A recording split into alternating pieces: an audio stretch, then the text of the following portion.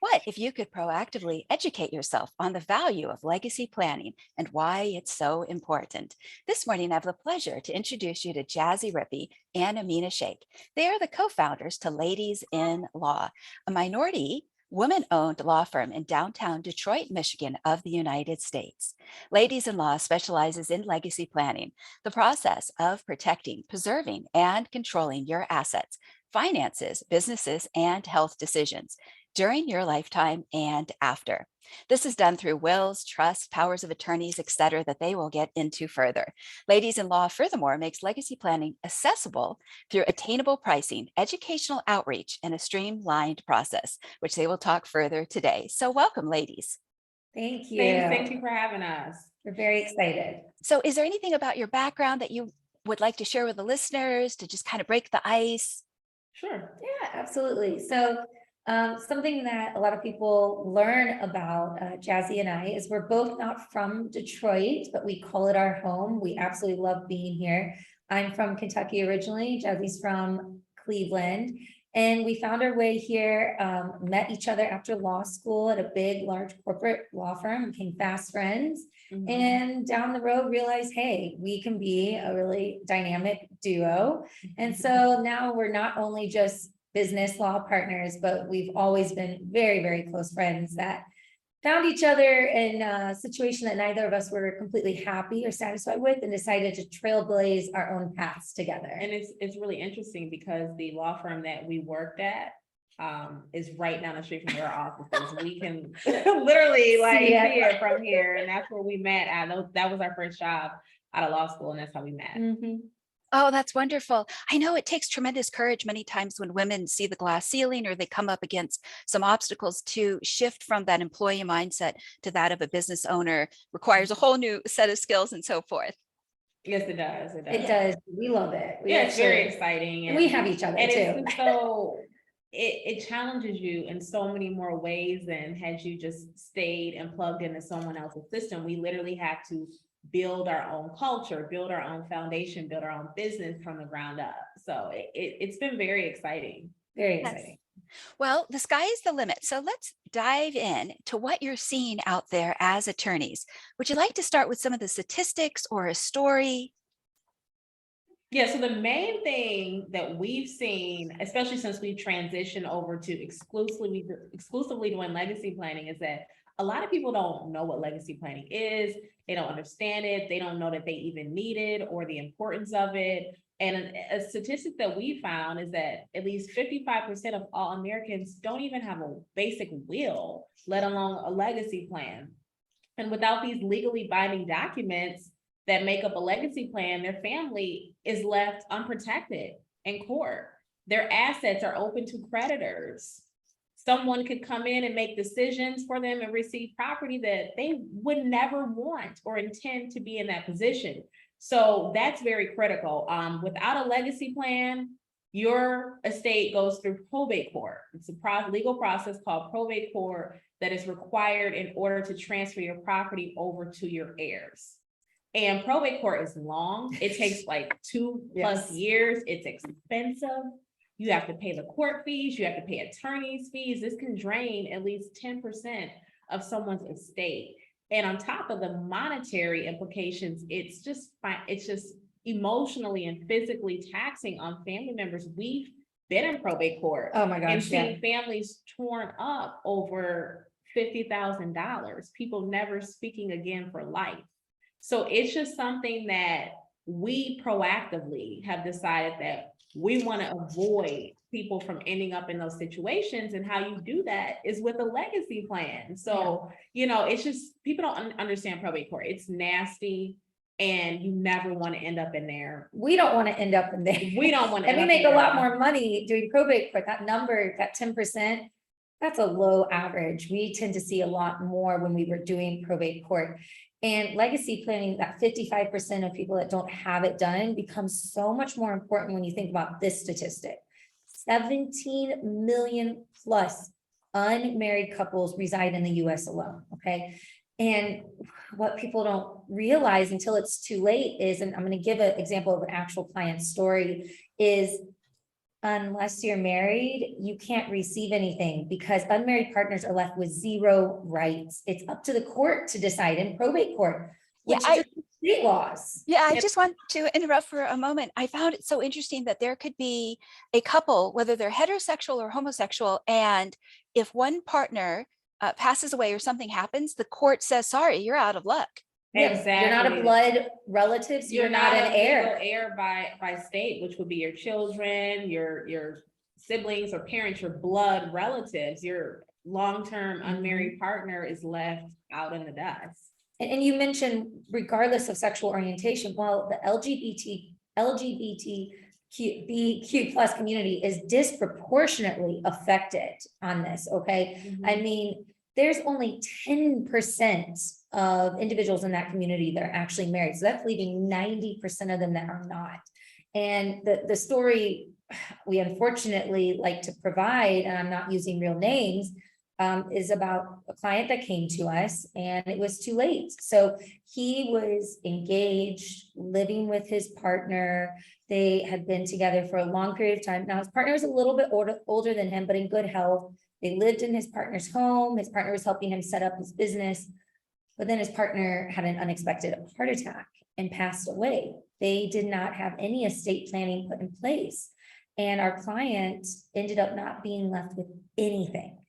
But his partner had every intention for him to get the home, to get his assets, to continue growing, and vice versa. But without the estate planning, the state laws just didn't recognize it. So the individual that passed away, his estranged family received everything, who he hadn't even been in contact with for years and years and years.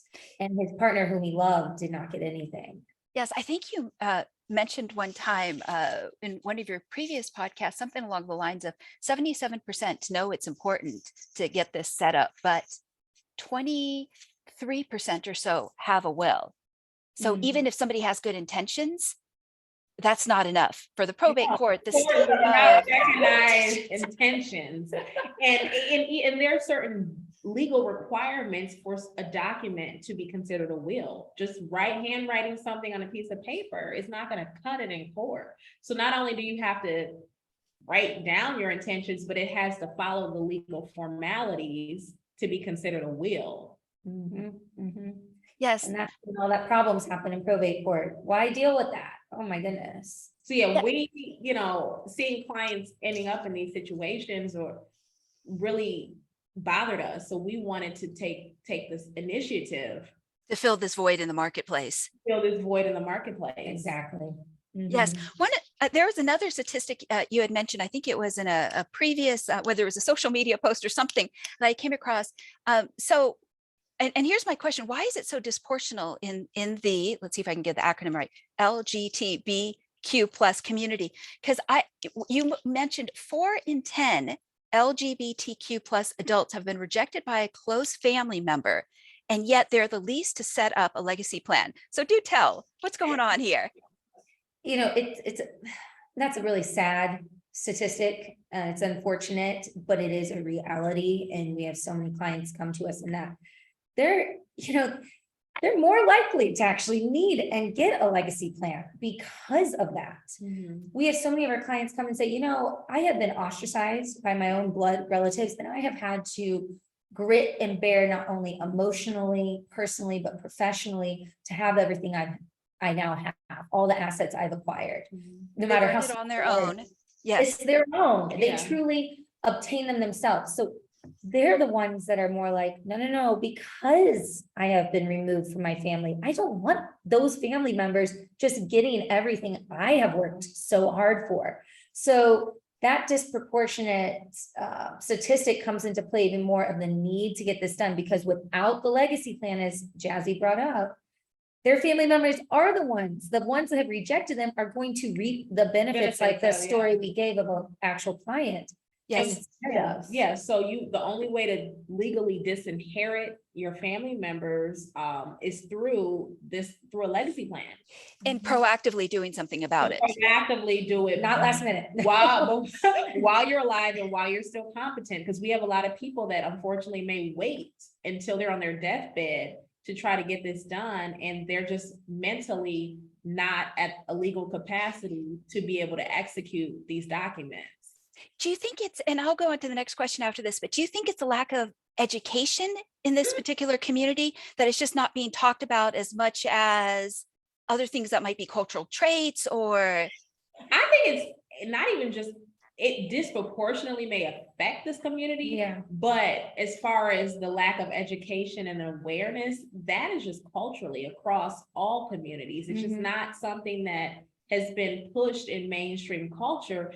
And a lot of attorneys may do legacy planning, but they don't make it their bread and butter. They don't specialize in it. And they're not invested in educating people on it because it doesn't really affect their bottom line. We built our whole practice around legacy planning. So it's in our best interest to educate people so that, you know, hopefully that they'll want to sign up and get legacy plans and avoid all of these issues down the line that other attorneys are capitalizing on. And to build off of that, we hear so many individuals come to us and say, I'm not a trust fund baby. I don't have assets for that. And we're like, oh my goodness, but do you have children?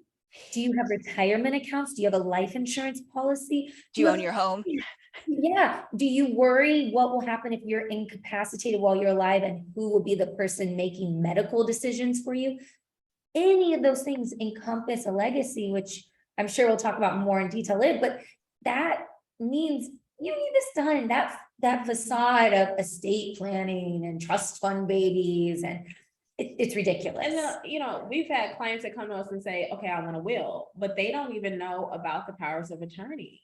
And so it's on us when we meet with clients to educate people on these documents and say, no, okay, a will is a good starting point, but what about while you're alive? You're a single woman, you don't have any children. If you're in the hospital unconscious, who's going to make these decisions for you? Yes. Yes. Very, very good.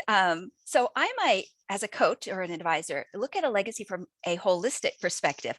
But as attorneys, how do you define a legacy in your practice, and where can someone start? So for us being attorneys, we're looking at the legal aspect of a legacy. So what an individual would need to protect legally under the law. So we're looking at your family members, we're looking at your businesses, your homes, your retirement accounts, life insurance policies, and even personal valuables such as jewelry, artwork, collectibles, heirlooms. All of those people and assets and entities are what the law cares about protecting. So that is what we view a legacy as. And as far as starting with us, we would just ask that people think about, okay, well, what is out of those things? What is my legacy? Who is my family? Who do I want to protect? Who do I want to disinherit? What are my valuables? What are my valuables? Who do I want them to go to? And things like that. So just kind of doing an inventory of the people and the assets and businesses that they have and where they want them to go is really the starting point that we would suggest. But we tell people, you don't need anything. When you sign up to a consultation with us and sign up as a client, we walk you through the entire process. So even if you don't have all this figured out, we'll have paid clients and say, I know I have this, but I don't know who I wanted to go to. And so we'll help walk them through that process when they work with us. And we actually have some examples of documents that we send to clients to help for them to fill out to help create their legacy plan and help them think about these types of decisions. Yeah, so from the holistic point, as a financial specialist, we love when clients have been suggested by their financial specialist to come to us, because filling out these documents is more common. So we have something called like a legal questionnaire.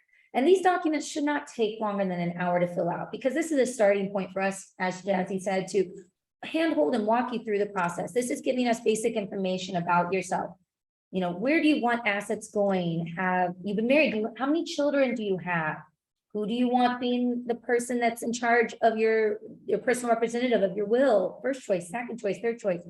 What funeral arrangements have you thought about? Have you already established? And then, as Jazzy was saying, those assets, we want to get a full idea that even build off that holistic approach, what's happening with their financial specialist, but tell us about your assets so we can better show you what needs to go in a trust if you are needing one of those, how to place it in there, how to maintain it, And so we gather all the necessary information. So we also have a holistic approach and mindset so we can truly ensure the client from A to Z is covered. Yeah, and I think it's good for the individual to start thinking through this, whatever age they are. And there's I think about 80% of the podcast listeners tend to be under age 40 all around the globe, specifically the United States English speaking countries. And I just wanted to point a flashlight for a moment that you've made a distinction between a financial versus a medical power of attorney. And I think a lot of young adults don't even realize that it's two different documents. Very critically different. Very different. Very importantly different. Yes, and just to have if they could have the peace of mind that they could just get these documents out of the way, then tell their friends about it, and then and so it could start a trend.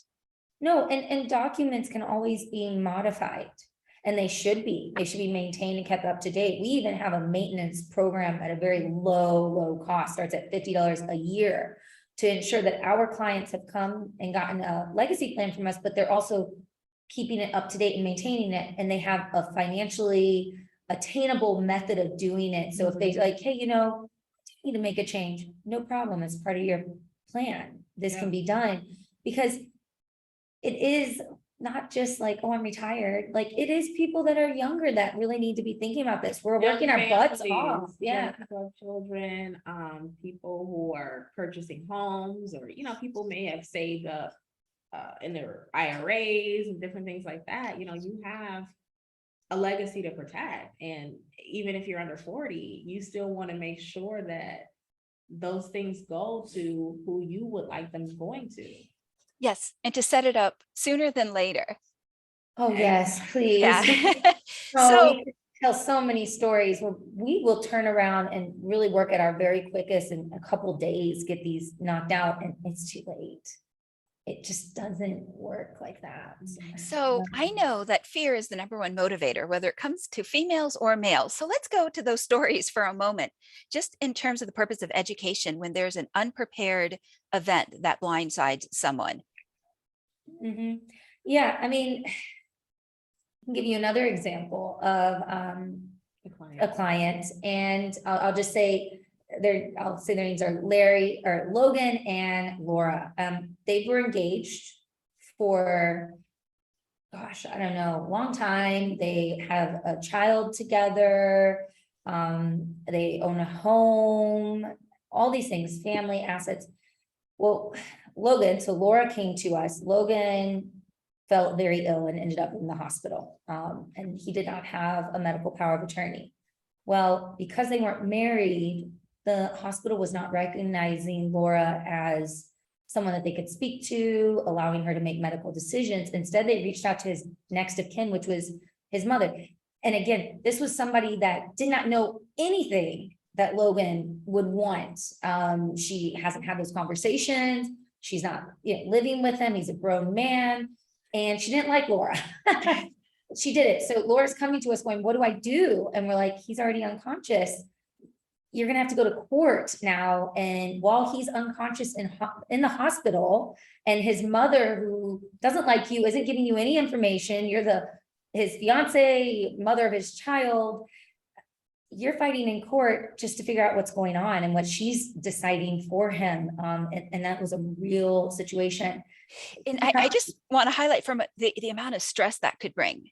Oh my gosh. Jesus, yeah. I mean, this woman was, I can't imagine being in her shoes. We're seeing this, the amount of she was so distraught. This is the love of her life. She knows what he wants, and things are happening that he wouldn't want. But the court, if anybody's been through it, forget probate court, any form of court takes forever. Yeah, and this sure. man is unconscious in the hospital, sick, ill. And it was, very sad. Very sad. Yeah, I think it just blindsides somebody. And so if they can get educated now, take the steps, it's not necessarily a huge leap. It's just that awareness of, hey, it's better to have some documentation in place, especially if it needs to be state specific or country specific. I mean, there's little nuances, like I think Jazzy had pointed out that there's specific nuances and distinctions. And if you can't just flip over a napkin right on the back like a business deal and say, Judge, this is our will. And look, we've got two witnesses, like scripture says. And we'll hear, yeah, absolutely. We'll be like, well, I wrote it out and I Googled it in Michigan, that's fine. It's like, yes, but you may have got an idea, but you 9.9 out of 10 times did not do it the right way, and you're still missing things. Yeah, and- you're missing things that could just cause a lot of issues that you were trying to avoid in the first place. Yeah, that just create issues, absolutely. Yeah, so those voids, and I think a part of it is if they don't know what to write or what to look for, now they think that there's a presumption, whether it's with the hospital or with the court, probate court or state court, whatever. And those assumptions and presumptions, can cause some pain if somebody doesn't get that clarity distilled, written down sooner than later. Yeah, that's true. No, the court doesn't care about maybe what you're I think Jazzy touched on this before. The court's not going to worry about those things. That's The court's not your friend. yeah, no. They're gonna follow the law, and they're there to try to process cases, and according to the law, they don't care about, you know, your family drama or what your loved one truly wanted. I had a case where Oh goodness, yeah, what's this? I represented a nephew, and his, I'm sorry, Yeah, it was a grandson. So his grandmother had passed. He actually hadn't been in contact with his grandmother in several years. Well, his grandmother died before she could execute a will. She had met with an attorney. The attorney wrote notes down, and she ended up dying about a week later before they could turn around the documents to her. So she intended for her daughter to receive 100% of her estate. Well, her grandson, our client, came in and he said, well, no, she didn't have a will. I'm entitled to a certain percentage. So we literally had a full trial in probate court on whether these attorneys' notes were sufficient. attorney notes. Attorneys' notes documenting their conversation. And we won. The judge, no, that's not sufficient. So my client ended up getting $50,000 when he was supposed to get nothing. Yeah. Yeah, I think the joke is, and it's kind of spoken in dry sarcasm, but let the fighting begin. And they were duking it out in court. Oh, it got really, really heated. When you hear the saying, don't fight over pots and pans, everyone fights over pots and pans. That's what we have learned, unfortunately. And you see it like, this is family drama, as Jazzy said. It's the same thing that happens in family court. It carries into probate court. And it's worse because there's more money involved. More money. And the difference is the person that is actually there to voice. They're not there. There isn't there anymore. So, I mean, it is not fun. Yeah, and I just also wanted to highlight again the idea of revisiting it once a year. And I think you had mentioned it was a $50 fee, and they can kind of circle back, make sure it's updated. So if there's anything that's been changed in terms of codes or statutes, they're again not going to be blindsided by what they would like to pass on. You know, sometimes I think of a legacy as like the transfer of opportunities, the transfer of some of those intangibles as well as the tangibles. But if you mess up the tangibles, nobody's going to be thinking in a clear mind about like the wisdom, the knowledge, the values. They don't care about that in probate court. They don't care about that. No, and it's, you know, going with the tangibles too. It's like we get a lot of clients that we will, because like Jazzy said, we've niched down. This is what we do. We are not incentivized to go to probate court because we don't do probate court anymore. But we'll go to clients and say, hey, you know, we're checking in. You have this maintenance program. We want you to use it. And they're like, oh yeah, I did buy this other property. And we're like, did you transfer it to your trust? Did you transfer? Do you need help in doing that? Like, so, you know, we also have it built into our system. The onus is on us if you take up that maintenance plan to check in with you too. Because everybody sticks in their lane, right? Like, I'm not a doctor. I'm not going to go try to figure out what I want my doctor to tell me, right? So we're really able to do that for our clients now. Well, I think people who have designated someone as their power of attorney who later on decided that they didn't want to do it. So it's just easy to swap that out with our maintenance program. Yeah, I think absolutely where you're pointing the flashlight is that many individuals, they defer to the experts because their mind is so busy with survival on the mouse wheel. I just wanted to also make a point, and then I'm going to move on to the next question, that unless an American or somebody gets bit out there by the legal system or tragedy, it's like not even on their radar. No. Mm-mm. Yeah. Mm-mm. I mean, we get a lot of clients that dealt with probate With court their in some parents, or capacity, they're like, grandparents we or their don't, friend even, they're like, we don't I'm want to not deal doing with that. this. I'm not Yeah, doing they're the that. best clients because they understand the necessity of it. Yeah, they do. But that goes back to the education. If we can really start creating that awareness and providing these real life examples, people do, it becomes mainstream, like life insurance. Life insurance become this mainstream idea. Well, if you're thinking about life insurance, goodness gracious, you should be thinking about legacy planning, because the only way to fully protect your life insurance plan and make sure it goes to the correct beneficiary in the way you want it to go and to them at a certain age for certain things is with the legacy plan. So we're trying to make those hand in hand for the mass culture. Yes. And I know that unless somebody's been in the court environment, they have no idea what a different landscape it is, and even just a different language spoken. So would you share for a moment, what is it like to have no presumed rights in the eyes of today's legal system when legacy planning or legal legacy planning is not in place?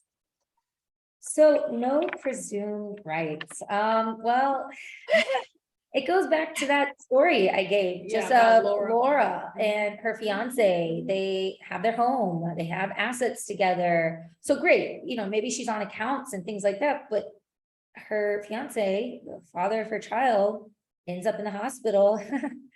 She has no presumed rights to help him. Well, He's yeah, sorry to interrupt. I would No. almost imagine if it's like they just have no voice, no one's listening to them. They have They feel no- powerless. But yeah, they're powerless. They cannot speak with the doctors. HIPAA prevents doctors from disclosing health information. They literally have to petition the court to get these rights. They're not given unless you at the forefront execute the powers of attorney and the legacy plan. Otherwise, you have to go ask the court and go through the motions in court, and other people can fight you in court. Yeah. Another personal example, my father, he thought nothing could touch him. Jazzy knows him very well. Nothing could touch him. And 5 years ago, he had a stroke. My parents are divorced. And so he's a single man. And he's in the hospital. He had no powers of attorney. Forget medical one for a second, because fortunately I am blood relative.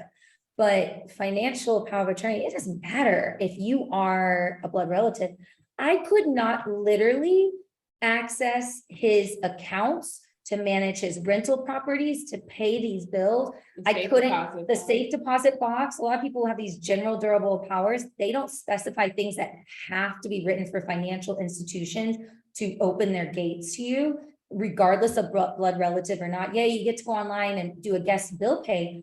I couldn't access his Social Security, Medicare. I couldn't do any of that. Fortunately, my dad got through and was still competent, and we were able to execute powers of attorney documents.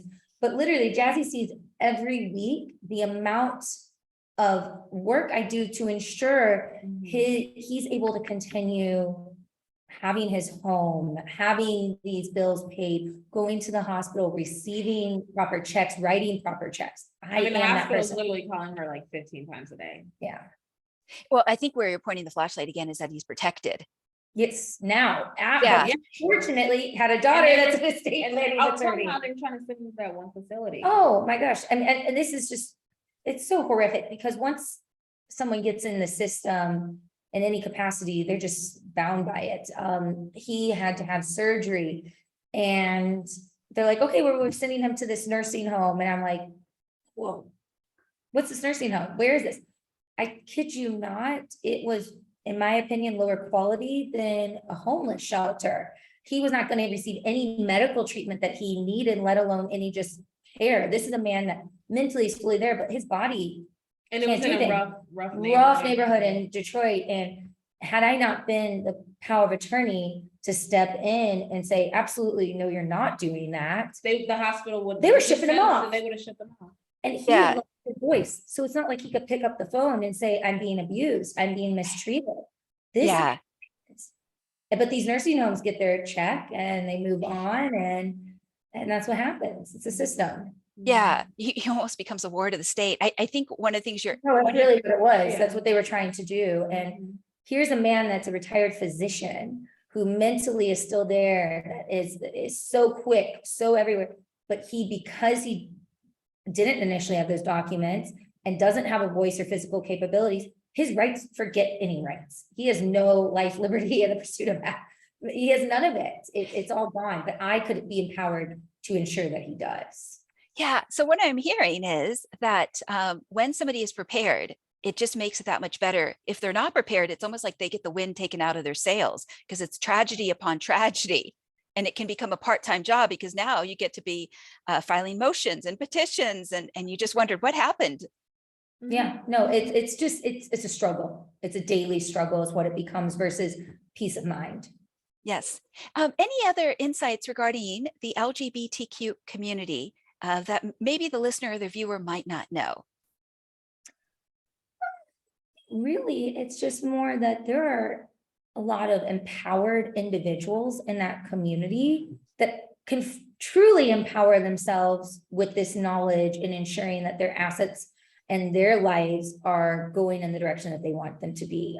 We find that a lot of individuals in that community that come to us, they literally walk away going, heck yeah, like I've already been through a lot of uphill battle, but now I really know that I've got control over this. And it gives them this, I mean, the value of legacy planning is peace of mind. And for that community in particular, it provides it. And really any underprivileged minority communities, like I said, it's trust fund. It takes away more heartbreak. Yeah. Another Yes. issue that we had dealt with lately in the LGBTQ plus community is that, you know, they're concerned about the Supreme Court. Well, what if they overturn gay marriage? What happens to my spouse? Does my spouse lose their rights? And, you know, if something were to happen to me, would they get my property? So it's just even more important for that community to come to us and make sure that they have the legacy plans in place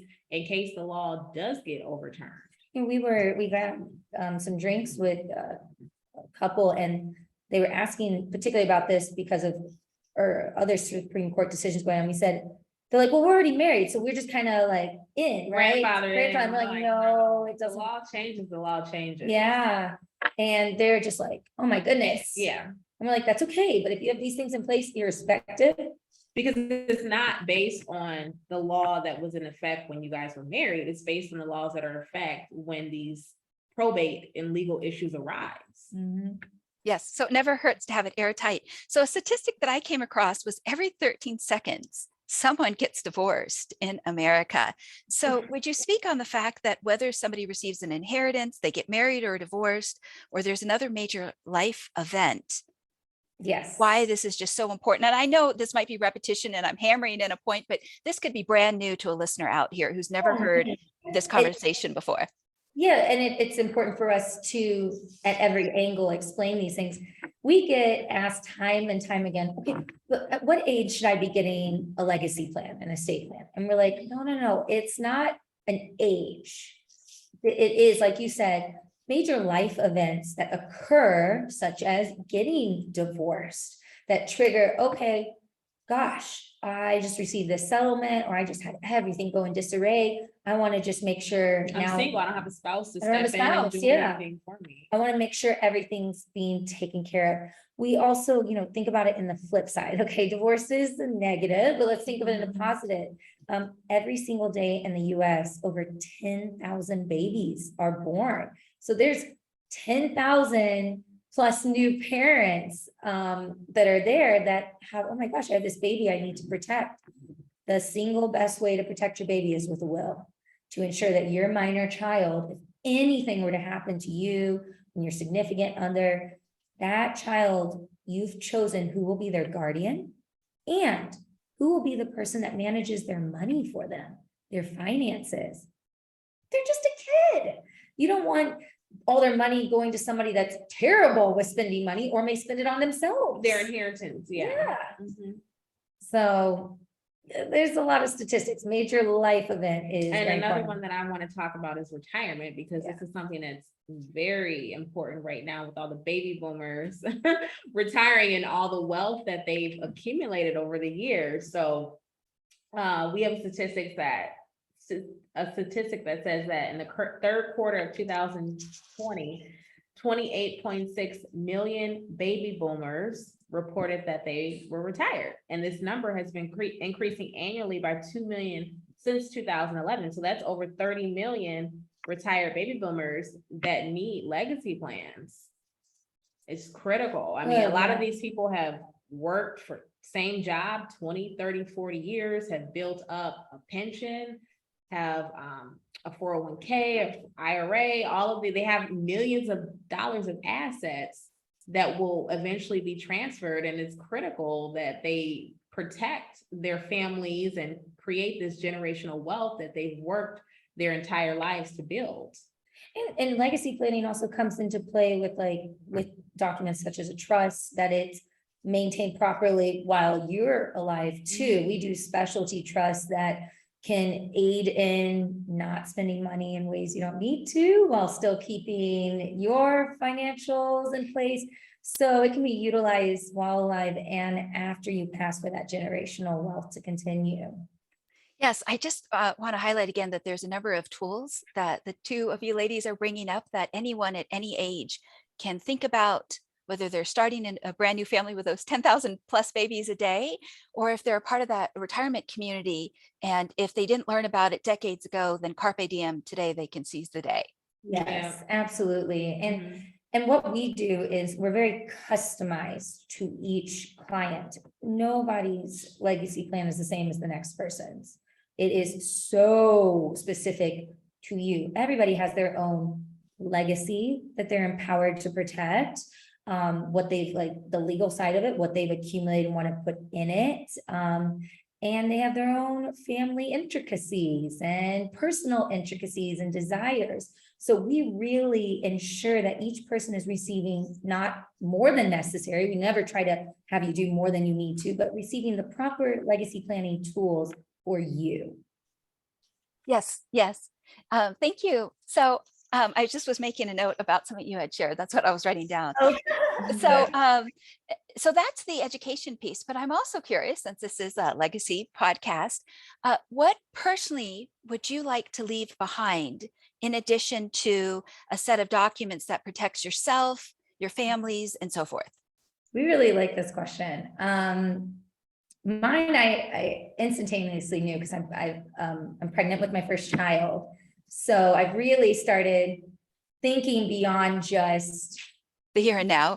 my professional life, and having gone and still daily going through with what my dad's dealing with, it's really opened my eyes. And for me, the legacy I really want to leave behind is freedom, and the freedom for my children, for other individuals to receive this sort of benefit that so many people aren't, for my children to have opportunities that they can obtain their passions and go after them, versus, okay, I really need to just fit in this mold. I was provided that ability, Jazzy was too, where we were able to leave the large corporate setting and go off and do this. And that freedom has really enabled me to find a lot of joy in life. And so I want to pass that on, and I'm able to do it with my legacy planning documents, because I'm able to ensure that my future children do not blow through their inheritance, and they use it for proper things, because I am more wise and I know how to enable them to do that. So they're not just free to do frolicking through whatever, but they're able to also pursue their passion. So that for me was my legacy. Jazzy had to think about it. Oh yeah, no, I have to think. I mean, I'm not pregnant, I don't have any children, and don't have a significant other, so I'm like, it's just me. But I really Not yet. Maybe someone will Not watch yet, this not podcast.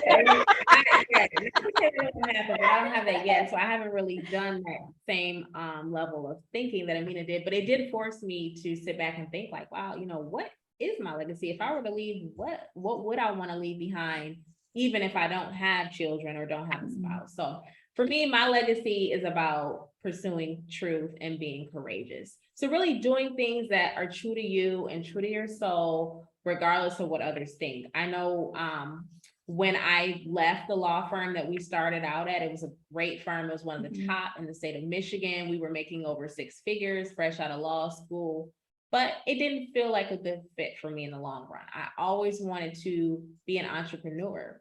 So after being at the firm about 3 years and getting a good set of knowledge and skills to stand on, I decided to start my own law firm. And this is before Ameena and I came together with Ladies in Law, and people thought I was crazy. They're like, how are you leaving that great job? People would kill for that type of job. Even my family was concerned because my dad worked for the federal government for 40 years, his entire life. So, they really didn't understand it, but I still took that leap of faith because that's what felt right for me. And I'm happy I did it. I'm happy that I did what was true to me instead of listening to what other people wanted me to do. So that's something that I want to pass on. I want to encourage other people to have faith, have courage, pursue what feels right to them. And I've known several other attorneys who have left law firms because they're like, well, we saw what you did and you made it, so we can do the same thing too.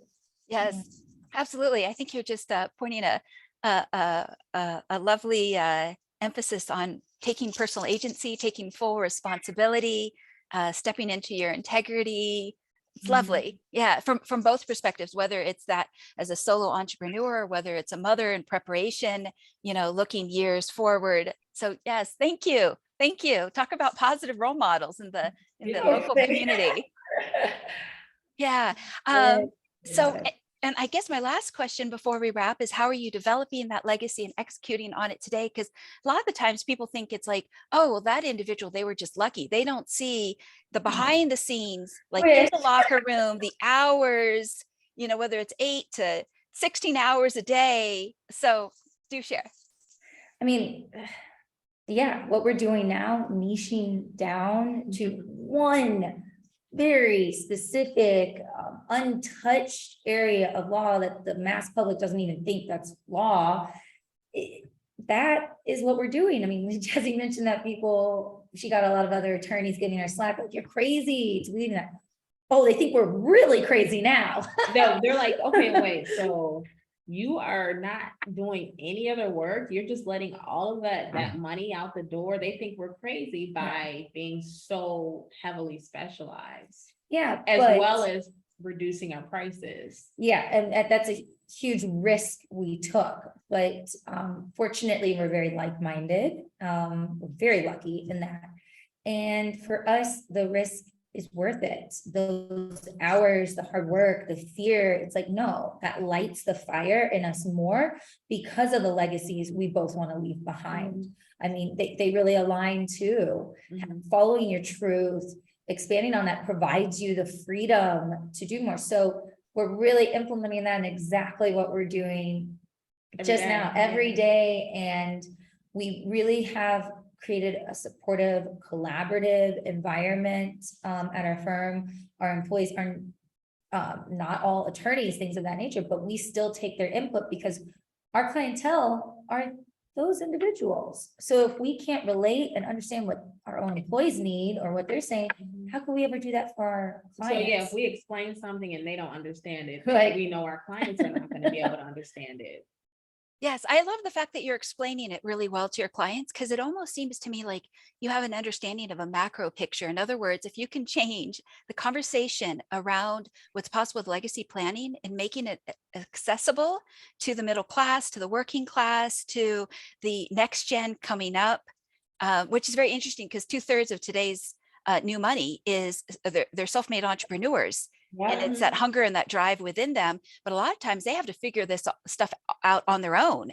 Right. And an analogy that I came up with to make it easier for people to understand it is that we think of your legacy plan like a house, a big house that's gonna hold all of your assets, and each asset is a different piece of furniture. So you may have a house, you may have a car, you may have a boat, you may have life insurance, you may have a retirement account.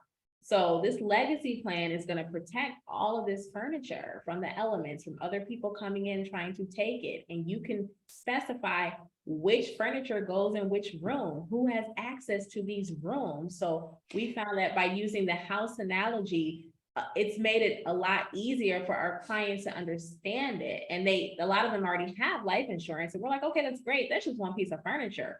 Let's add to it. You need a house. You need a house to protect Let's it. add to it and let's make sure that the furniture is covered. Protected, yeah. And also we do this, we've really had to rework how our legal minds function in practice to create a very streamlined, simplified process. A lot of times people will be like, I don't want to deal with an attorney. It's very complicated. I never understand what they're talking about. It just seems like all this extra work for myself. I'm like, we just need like an hour of your time and we're going to handhold you. We have a very linear process. We never put too much work on the client. It's our job to do this. We never overcomplicate. We're very transparent. They understand why we're doing something, the way we're doing it, why it costs the way it does.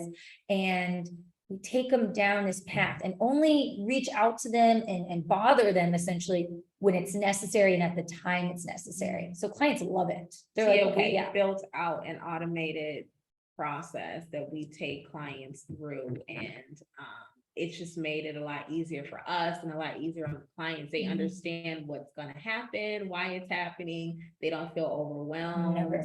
And it's just been, I'm really happy. I'm really proud about what we've been able to do, how we've been able to take something very traditional like law, but still put our own spin on it, make it modern, make it creative, millennial, and it's coming together. Every day's a new day. We're learning something every day.